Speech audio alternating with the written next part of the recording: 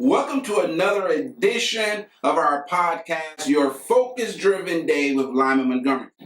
Planning sucks, right?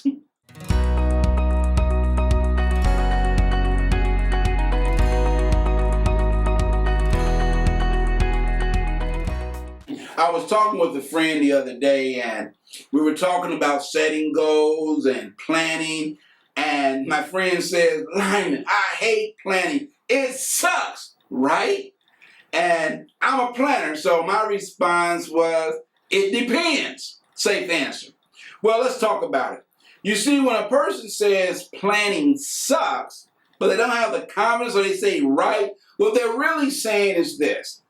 Maybe I'm planning incorrectly.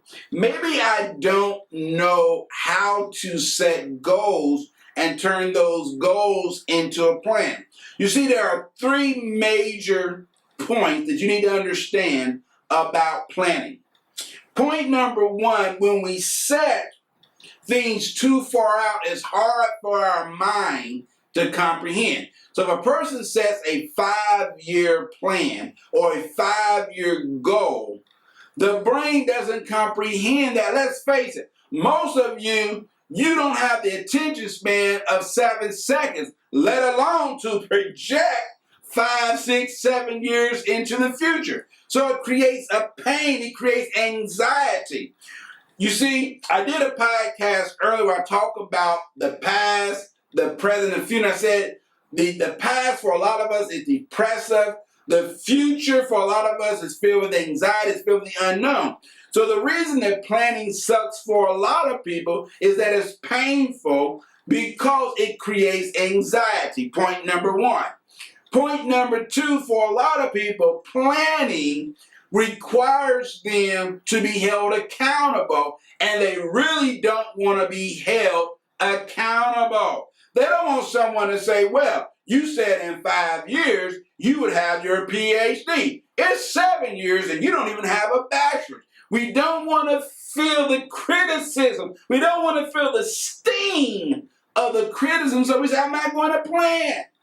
The third reason that people don't plan, it takes work. Now let me share with you an easy way to plan. Let's say you have a 1-year goal. The brain, remember, doesn't understand that. So what you do, you take that 1-year goal and you work backwards. You say, what do I need to do every month? 12 months in a year. Well, a month is too far away for some people. So you break that month down into 4.3 weeks. So what do I need to do every week to meet my monthly goal? Well, a week might be too far for some. So now you break that week down into days, either a 4-day work week or a traditional 5-day work week. So for 5 days, what do I need to do consistently to meet my weekly goal? And when I meet my weekly goal, I meet my monthly goal. You see how easy it is? Instead of trying to project a year out, you drop that bad boy down into monthly, weekly, daily, and in some cases, hourly. What do I need to do? 2 hours every day consistently to be successful. If you apply that approach to planning, you will no longer say planning sucks. You will embrace it and say not planning sucks. Hey, I'm out of time, but never out of things to say. I'm your podcaster, Lyman Montgomery. Join us for another edition of Your Focus-Driven Day. Do me a favor, stay safe and always stay focused.